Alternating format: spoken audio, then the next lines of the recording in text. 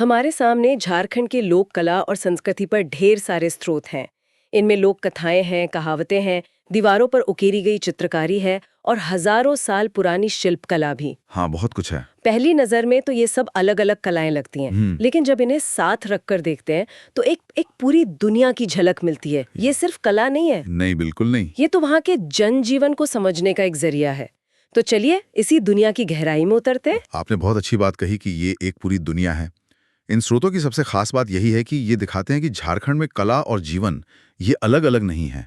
हर परंपरा, हर कहानी, हर गीत वो रोजमर्रा की जिंदगी का हिस्सा है। अच्छा, ये वो धागे हैं जिनसे वहाँ का, आप कह सकते हैं, सामाजिक ताना बाना बुना गया है। हम देखेंगे कि कैसे ये लोक कथाएं, गीत, चित्र और नाटक ये सब वहाँ के समाज की आत्मा को दर्शाते हैं। तो शुरुआत करते हैं उन कलाओं से जो कानों से सुनी जाती हैं और जुबान से कही जाती हैं, मतलब लोक साहित्य और संगीत। हाँ, मौखिक परंपरा से।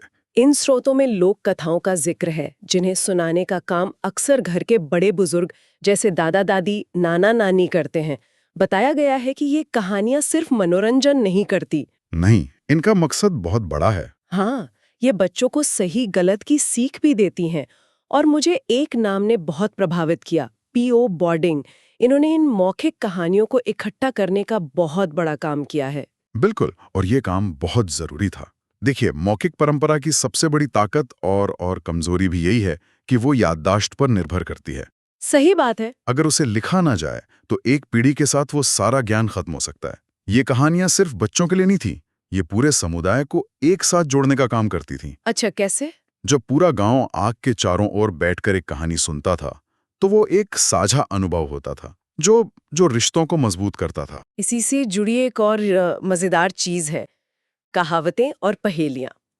कहावतों के बारे में तो लिखा है कि ये जीवन के अनुभवों का निचोड़ होती हैं, मतलब कम शब्दों में बड़ी गहरी बात। ज्ञान के छोटे छोटे कैप्सूल कह सकते हैं। हाँ, लेकिन पहेलियों के बारे में जो लिखा है वो मुझे बहुत दिलचस्प लगा। लिखा है कि इन्हें जानबूझकर ऐसा बनाया जाता है कि सुनने वाला उलझ जाए। ये दिमागी कसरत का एक बहुत मजेदार तरीका है। आज के जमाने में हम इसे ब्रेन टीजर कह सकते हैं। ब्रेन टीजर, बिल्कुल। ये दिखाता है कि आदिवासी समाज में मनोरंजन सिर्फ नाच गाना नहीं था, बौद्धिक मनोरंजन को भी उतनी ही अहमियत दी जाती थी। ये कल्पना शक्ति को चुनौती देता है, आपको अलग अलग तरीकों से सोचने पर मजबूर करता है। और फिर आते हैं लोकगीत। इन स्रोतों में एक बड़ी काव्यात्मक बात लिखी है कि इन गीतों में पहाड़ों को भी पिघलाने की ताकत होती है। वाह! इसका मतलब है कि ये गीत लोगों के भावनाओं से बहुत गहरे जुड़े हुए हैं। जन्म से लेकर मृत्यु तक, खेती से लेकर त्योहार तक, हर मौके के लिए गीत है। यह एक तकनीकी बात पर ध्यान देना जरूरी है जिसका जिक्र इन कागजों में भी है, वो है दोहराव।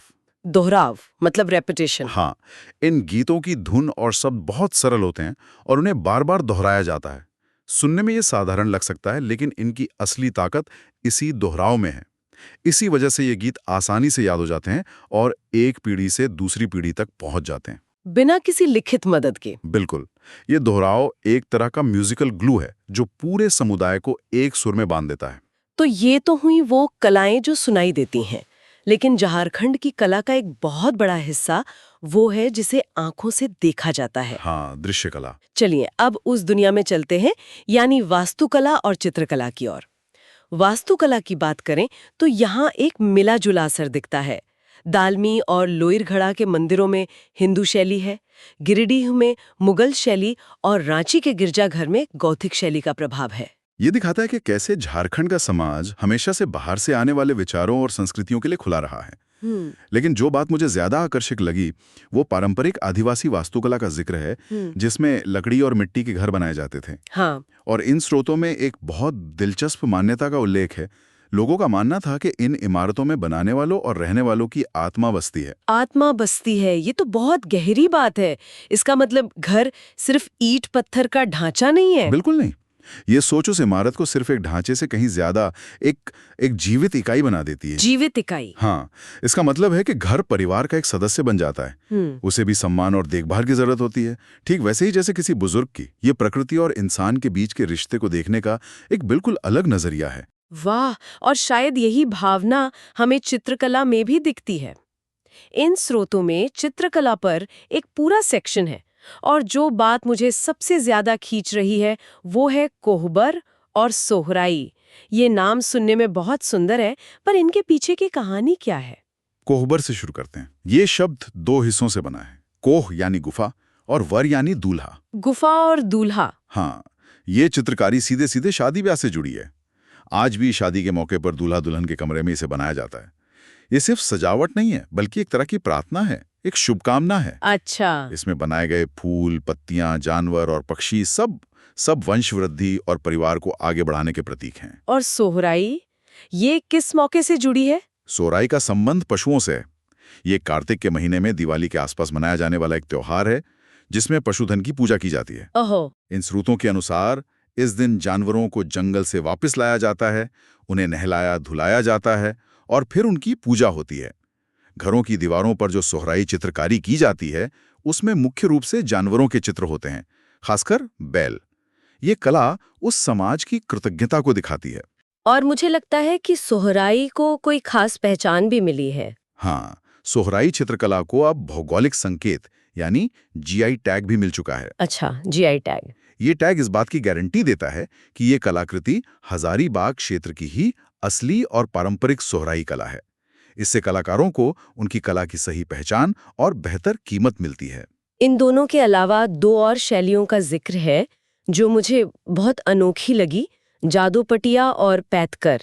जादूपटिया के बारे में लिखा है कि जादू नाम के चित्रकार गांव-गांव घूमकर कपड़े के स्क्रोल पर बनी तस्वीरों के जरिए कहानियां गाकर सुनाते हैं। हाँ, ये तो एक तरह का चलता फिरता सिनेमा हो गया। आपने बिल्कुल सही शब्द इस्तेमाल किया, चलता फिरता सिनेमा।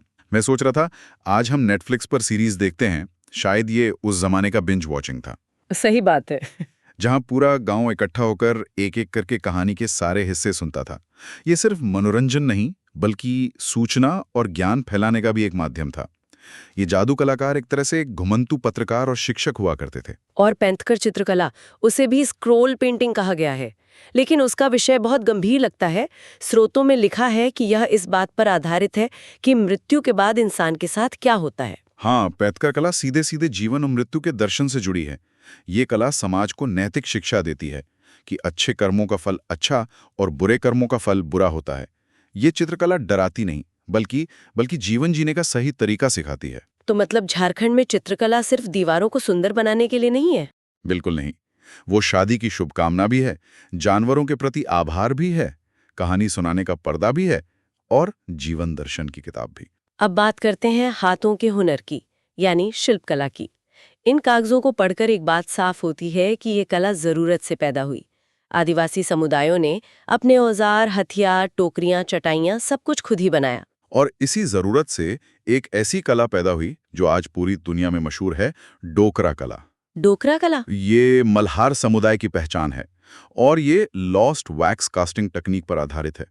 और जो बात हैरान करती है वो ये है कि ये तकनीक लगभग 5000 साल पुरानी है। 5000 साल? ये तो अविश्वसनीय है। और इन स्रोतों में एक दावा किया गया है जिसने मुझे चौंका दिया। कौन सा? कि मोहनजोदड़ो से मिली कांसे की नर्तकी की प्रसिद्ध मूर्ति भी इसी तकनीक से बनी है। क्या ये सच है? ये तो झारखंड की एक स्थानीय कला को सीधे सिंधु घाटी सभ्यता से जोड़ देता है। बिल्कुल, ये इस कला का ऐतिहासिक महत्व है। तकनीक वही है। इसमें पहले मोम का एक मॉडल बनाया जाता है, उस पर मिट्टी की कई परतें चढ़ाई जाती हैं। अच्छा। फिर उसे आग में गर्म किया जाता है जिससे अंदर का मोम पिघलकर बाहर निकल जाता है। अब मिट्टी के उस खोखले सांचे में पिघली हुई धातु भर दी जाती है। ठंडा होने पर मिट्टी के सांचे को तोड़ दिया जाता है और अंदर से धातु की मूर्ति निकल आती है। तो हर मूर्ति के लिए एक नया सांचा? हाँ, हर मूर्ति के लिए सांचा टूट जाता है। इसलिए हर डोकरा कलाकृति अपने आप में अनोखी होती है, उसकी कोई दूसरी कॉपी बनी नहीं सकती। कमाल है। और इस कला से घोड़े, हाथी, दिए और सिंदूरदान जैसी रोजमर्रा की चीजें बनाई जाती हैं। हाँ, उपयोगी चीजें भी। इसके अलावा लकड़ी पर की गई नक्काशी का भी जिक्र है, खासकर तंबाकू रखने वाले डिब्बों पर। और हाँ, संथाल समुदाय के पहनावे पांची पहाड़ का भी उल्लेख है। क्या ये सिर्फ एक पहनावा है या इसमें भी कोई खास कला है? ये सिर्फ एक अहनावा नहीं है। पांची महिलाओं के शरीर के ऊपरी हिस्से का वस्त्रमय और पहाड़ निचले हिस्से का। इनकी खासियत इनके बॉर्डर और पल्लू पर की गई बुनाई होती हैं, जिसमें ज्यामितीय पैटर्न और प्रकृति से प्रेरित डिजाइन होते हैं। ये उनके कपड़ा बनाने के हुनर को दिखाता है। और आखिर में आते हैं प्रदर्शन कला पर, यानी वो कला जो मंच पर या लोगों के बीच में की जाती है। Performing arts. लोक नाट्य में कृष्णलीला और रामायण जैसे पौराणिक नाटक तो होते ही हैं, लेकिन कुछ बहुत ही स्थानीय रूप भी हैं, जैसे जाट जटिन। बताया गया है कि इसमें सूखे और अकाल जैसे गंभीर विषयों को भी मजाकिया ढंग से पेश किया जाता है। हाँ, और एक और दिलचस्प नाट्य रूप है भकुली बंका। ये पूरी तरह से पति पत्नी के रोजमर्रा के जीवन, उनकी नोकझोंक और प्यार पर आधारित है। इन नाटकों की सबसे अच्छी बात यह है कि इनके लिए किसी बड़े औपचारिक मंच की जरूरत नहीं होती। ये गांव के चौक पर या किसी खुले मैदान में खेले जाते हैं और अक्सर पुरुष ही महिलाओं की भूमिका भी निभाते हैं। अच्छा, ये दिखाता है कि कला कितनी सहज और सबकी पहुंच में है। पूरा गांव दर्शक भी है और कभी-कभी नाटक का हिस्सा भी बन जाता है। और नृत्य के बारे में स्रोत में प्रमुख रूप से छऊ नृत्य का जिक्र है, जो बहुत ऊर्जावान और नाटकीय होता है। इसमें कलाकार बड़े-बड़े मुखौटे पहनकर पौराणिक कथाओं का मंचन करते हैं। लेकिन एक और शब्द ने मेरा ध्यान खींचा, जतरा टांड। इसका क्या मतलब है? जतरा टांड का जिक्र बहुत महत्वपूर्ण है। इन स्रोतों के अनुसार ये गांव में जमीन का एक खास हिस्सा होता है, जिसे सिर्फ नाच गाने और प्रतियोगिताओं के लिए सुरक्षित रखा जाता है। मतलब एक तय जगह? हाँ, ये बात सुनने में छोटी लग सकती है, पर बहुत गहरी है।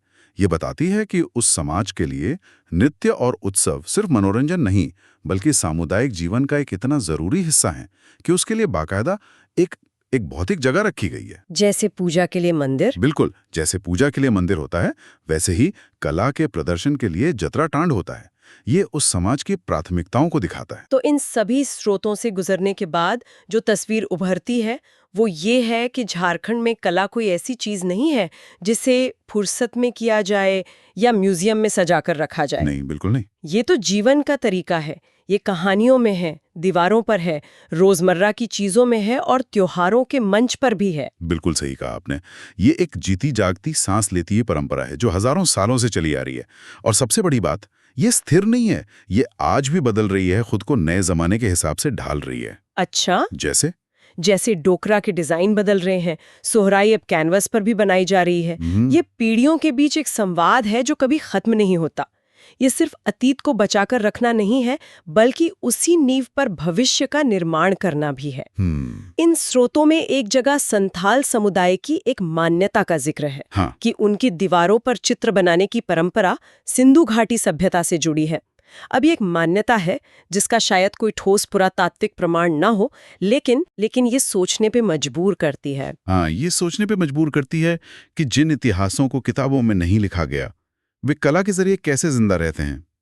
क्या हमारे देश का कितना प्राचीन इतिहास ऐसे ही दीवारों पर, गीतों में और कहानियों में छिपा हो सकता है, जिसे बस समझने और पढ़ने की जरूरत है।